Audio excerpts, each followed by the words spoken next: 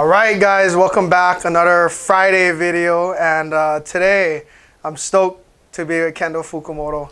Most of the people on Facebook doing cards, they know Kendall because he's kind of a beast in what he invests in, what he does. The first time I met Kendall, he was a professional, or I don't know, he probably still is a professional poker player in Vegas, like the legit, real kind. Not the kind that me and our friends do, randomly on the weekend. But this guy was doing this as a profession.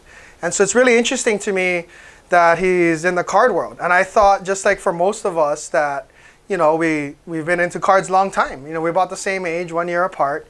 And so probably growing up in that wax era with Jordan rookies, and then for some stupid reason, we just bought all baseball cards and no basketball, right? So I'm here today to talk to Kendall. He's going to talk about a few cards and maybe, talk about his, his sort of thoughts and his angles towards investments in general, as far as the cards and how he's approaching it, how he's making money, and his thought process. So I thought it'd be cool. And Kendall, maybe you can introduce yourself to the crowd a little bit and explain to them. And I think what's cool is that when you come from that poker professional gambling world and now into cards, can you maybe say a little bit of something about that before we dive into your cards? Yeah, okay. Well, nice to meet everybody. Thanks, Issa. Roger. So I think it's probably not related too much, poker and the cards, but I think one thing that does have sort of a relation is poker. There's a gamble aspect and adrenaline and a competitiveness. And I think with the cards, I don't know about the competitiveness, but when you're a younger kid, and I did sports all my life, golf, baseball, basketball, everything, throughout the year. You're always competing. As you get older, you still have that competitive drive, which is why probably I probably gravitated towards poker. But when you get older, there's less and less things to be competitive about. And this it doesn't have the same competitiveness, but it does bring out a certain type of adrenaline rush and excitement. When I was growing up, I was only excited about when recess is gonna come, and then sports is gonna, when you have a game. Right. Now these, when you get the box breaks and. What about the Salisbury steak lunch? You never get excited about? Oh, food! I get excited about food. Yeah, I get excited all the time. That's why I'm gaining so much weight now. I hear you, man. But besides that, this brings out some adrenaline, some excitement, something that. As you get older, you kind of lose out on, I guess, a little bit. So when you say adrenaline, do you get it more from the pack bust, or just buying a card and watching them grow? What gives you the most adrenaline? What adrenaline do you like the most? So for me, it's kind of evolution. When I was brought into this corporation with my other partners, they gamble way too much, in my opinion. They're like little kids. They want to break open expensive boxes. And hopefully catch certain cards. I, on the other hand, when they told me about it, I didn't dive in initially. When they told me about it, I watched a lot of YouTube. I was on Facebook, Instagram. There's a lot of people that are doing this, Gary Vee and stuff. So I did a lot of research on my own, and I was seeing all these cards just go, logarithmic in value in such a short time. Even the boxes, I've seen boxes go from $100 to $500, or I don't know if that's the right number, but. 2 months, 3 months, right? In a ridiculous short amount of time. I know, because I just bought one. And then I saw the price, and yeah. So that's what got my interest. Sweet. It's not so much the gambling aspect, but the investment aspect of it. And so after about the third or fourth time of these guys telling me, hey, get in, I said, okay, if we're gonna do it, then I have certain stipulations. I don't want to just be gambling everything, buying all these boxes. I don't have that much money. But I do see upside on this, and so I think with me, and they like with me, is I'm the stable guy. I'm like the dad telling the kids not to, we can't go crazy. Right, I see. So I think, I don't know if they like that or not, but I think that's the reason I'm part of this. Like a quarterly control guy. Yeah. Oh, awesome. So having said that, now I'm really interested in hearing Kendall talk about a few cards. He brought 3 cards for us and gonna tell us a little story. So this is cool because Kendall, it sounds like that you are more conservative, you're calculated, that you're really a guy trying to find value in cards before you buy it or before you rip it, rather than just to emotionally go for it because I feel like ripping something, which for me is every day, right? Yeah. Cool, man. What you got over here? Okay, well, I just brought a few cards to talk about. So this one is a John Morant Blue Disco. Value-wise, I'm not really sure. I think it's maybe like $2,000. Graded or ungraded? Graded. Well, this 2,000. grade. This This grade. 9.5 True Gem Plus. Awesome. The reason I like this card, I think this is one of the first cards that our corporation decided to purchase as a graded card. And I just like it because it looks pretty. Like, it's nice. It has all this What is shimmer it? and What stuff. is it? Is it a blue disco or? This is a select, I think it's a Tmall version, so it's a Chinese version of the select Panini brand, and it's a blue disco, yeah. And it's courtside. It is a courtside. It's numbered to 25, yeah. Number to 25, awesome, $2,000.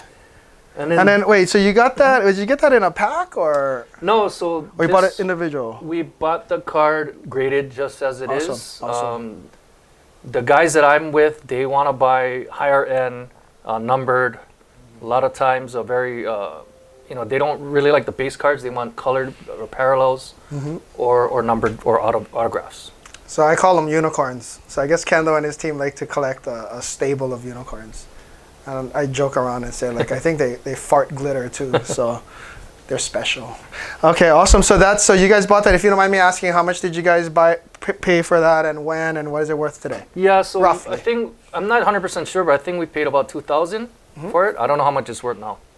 That's because we're not looking to move. We're not looking to flip those. Oh, so if you're not looking to flip, what's the strategy then? You're gonna hold until Ja wins the title, wins Rookie of the Year, MVP. Like, sort of, what is the thought process between when to sell, which is a tough decision to make, because if you sold stuff early like me, you're kind of sad right now because it's worth like double, especially like Luka cards I sold too early.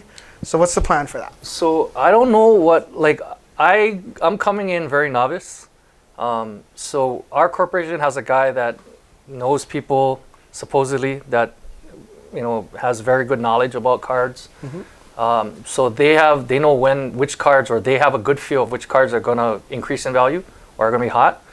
So when we bought this, those are one of those cards. We don't have a real exit plan on this card, but we just knew we wanted to get it. Yeah, For that I gotcha. So it's kind of like when a thing hits a certain point, and I think a lot of times in investing, it's a feel thing.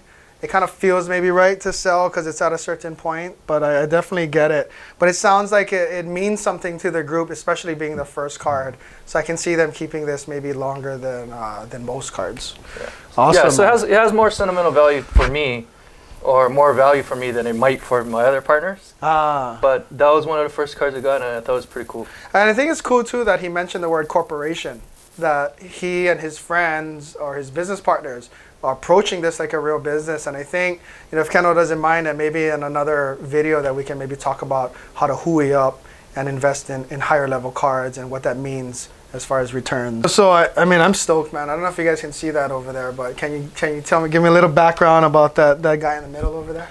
Okay, so this is one of the first cards we purchased also as a corporation. It's a Mike Trout Bowman Chrome, what is that? Bowman Chrome Blue Refractor. It's numbered to 199. I didn't know this guy coming in. I mean, I knew who he was, but I didn't know how iconic this card is. It's one of the more well-known cards. Would you say that's the holy grail rookie of the base? No, because we had another one that all the rookies kind of look similar, but we had another one where he's holding a bat where it's more closer up view and it's autograph. And I think this is the more common rookie one that most people know about. But I think there's one that's an update version or a traded version That's or something worth that's worth a little more. Yeah. Awesome. But that one you bought for how much? So we paid about $3,300 for this card. I don't know the value today. Awesome. Yeah. So maybe you gotta go look it up. But what I like about how Kendall approaches this, he approaches it as a team. So he's referred to it as a corporation with different guys. And so when you hui or you bring together a group, then different guys have different purposes. They can bring their monies in to buy at higher levels and hopefully, make a different type of return. But pretty cool card, the Mike Trout rookie. I wish I had one of those. So anyway, what's the last card we got over here? So this is a Rui Hachimura base card Prism, rookie card. The reason I brought this card is I wanted to learn from Asa because I seen a few of his other videos and we talk, and his submission rates to PSA are through the roof. I've never, I've seen a lot of YouTube videos, a lot of professionals, a lot of friends, even like Facebook groups. When they submit their cards, they have a guy that cleans them. They submit their cards. If they don't think it's gonna gem, or they don't think it's gonna get a PSA 9, they don't send it in. I think you did what, like 11 out of 15 or something like that? Yeah, I'm 11 out of 15. Right? Yeah, and unfortunately for my video? friends, only 3 for 3, but I gave them 9s.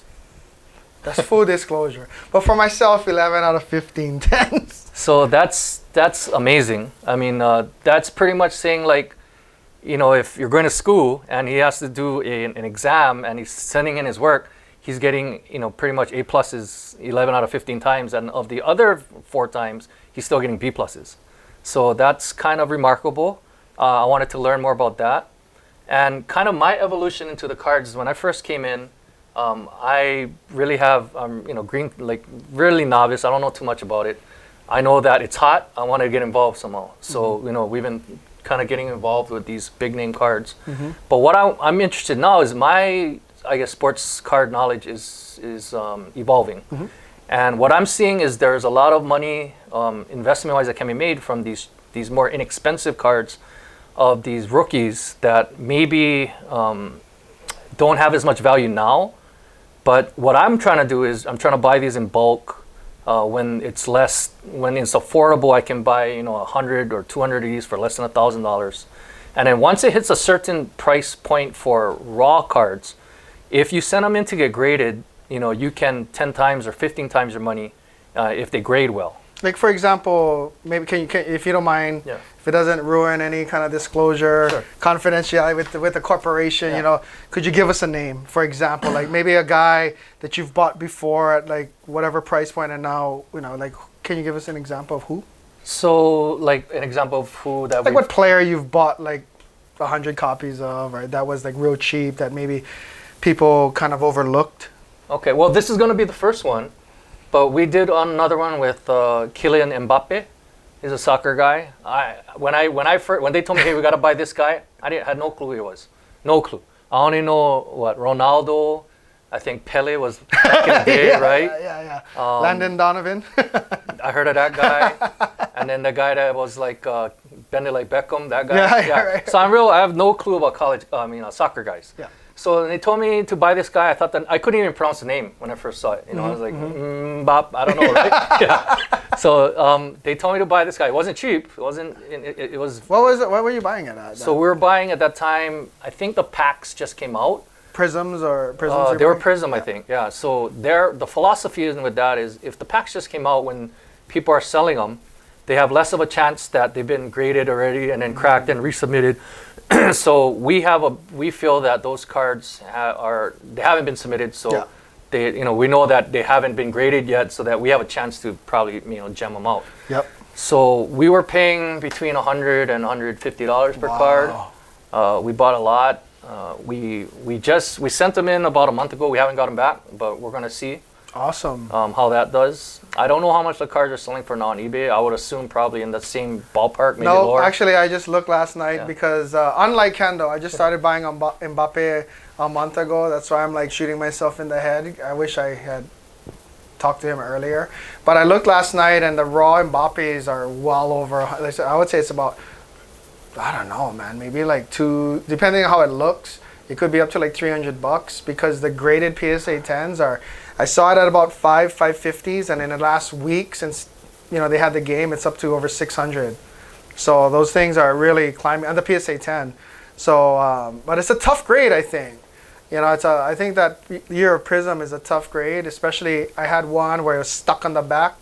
Some of those prisms are real glossy, and then how you open them, it's a little bit old. Actually, it's a 2018 version, but it was still stuck, and then I just couldn't clean it. So. Hopefully, Kendall with his 5,000 copies of them will get, hopefully 50%. I think if you can get 50% PSA 10, to me, that becomes more than worth it. But I think part of it is beginner's luck for me, and then also I started with my best cards. So the best cards, it looks nice, and that's why they're part of your best cards. So maybe I graded out well, but you know, I just take it as a challenge, and it's cool. I didn't pay Kendall to say that, but I appreciate that, and I'm looking forward to helping him clean his Rui, and I would say this much, that it ain't that hard. Period. It's not. That's not what she said. Right? But that's super cool, man. I hope that you can come out and stop by the office like this again, and maybe let us know how the Mbappe's went. And I talk to Kendall all the time, and he's a big investor in cases and packs as well. So maybe next time you can drop some knowledge on how you strategize on buying unopened wax and cases and sort of flipping that. That's pretty new to me. You know, I don't know if I can give knowledge on it because I feel real novice, but I can give you definitely my experiences on what has happened. Hey man, that's knowledge, man. But anyway, I want to thank you, brother, for coming out here on a Friday, spending time with us. Thank you. Thanks shop. for having us. And as usual, cards are the best, baby.